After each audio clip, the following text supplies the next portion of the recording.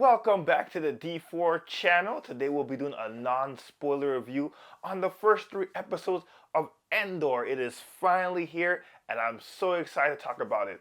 I'm doing a non-spoiler review today because my other counterpart, Beans, could not join me on the whole journey of Andor. So Friday we'll be doing a spoiler review of the first 3 episodes of Andor. But today we'll be doing a non-spoiler review. So nothing to worry about, nothing will be spoiled. I'll just give my general opinions and thoughts on the first 3 episodes. Now, before Andor came out, a lot of people were talking about it being gritty, very dark, all the adult words people want to use for a show that's really not per se violent, but more grown up. And I would have to say, out of all, like Star Wars is in a particular area, like George Lucas said, he made it for 12-year-olds on the cusp of adulthood. Not to say that adults couldn't watch Star Wars. Of course, adults can watch Star Wars, and Star Wars has many adult themes that many people of any age could learn from. But generally, Star Wars is more aimed towards a younger audience. Obviously, it has some graphic things in it, like for instance, Obi-Wan cutting Anakin in half and making him burn alive. That's not necessarily for children, but that's besides the point. But this show is definitely targeted towards those 25 and up adults who want a more gritty, more grounded, if I could say, Star Wars. And I think Andor definitely delivered on that.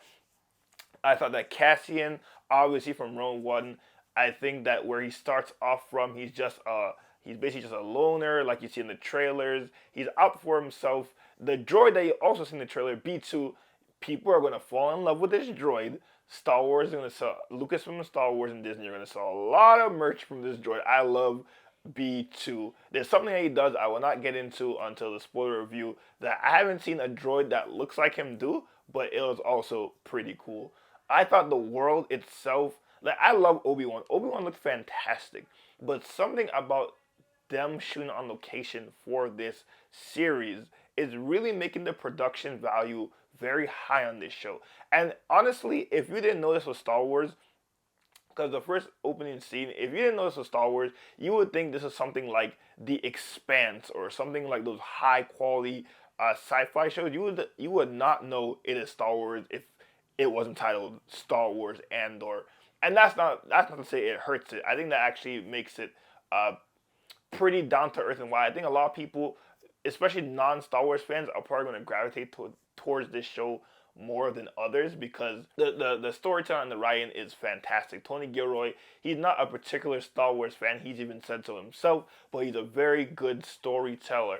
And I think I'm at the point where if you're an actor, you have to be a Star Wars fan because you'll give more to your performance because you love the media so much. But I find that Star Wars fans, ironically, Star Wars fans who are directors, producers, people who are making the film, tend to be in their own head about what Star Wars should be instead of telling a good story.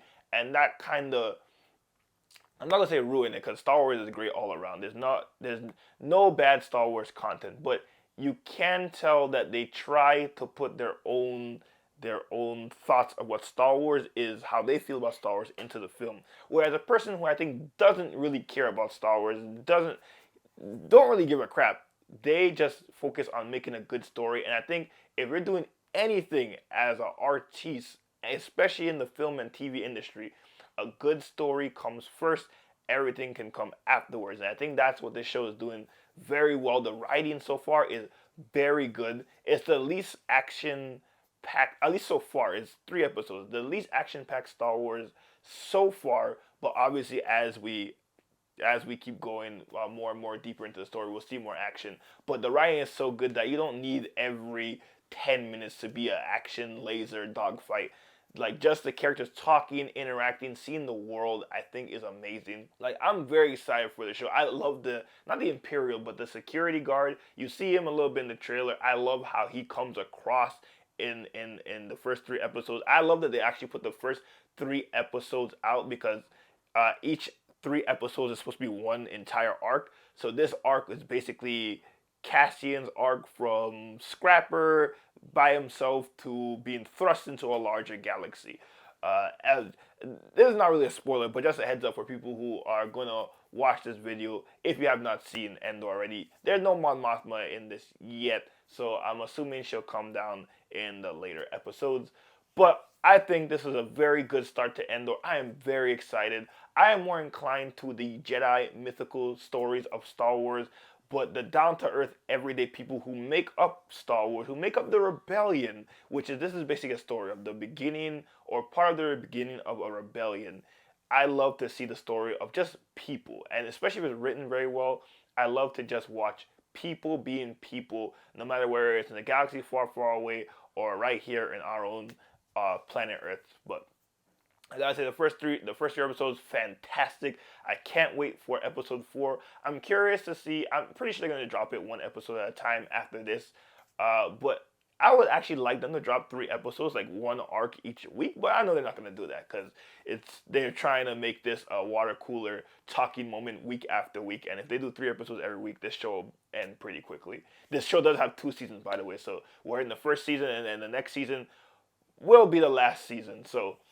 So far, I'm enjoying it. I'm enjoying everything about Andor. It looks fantastic. I can't wait to talk about everything spoilery with my counterpart, Daniel Edward, on Friday. Keep an eye out for that. But of course, we are the D4 channel, and may the Force be with you.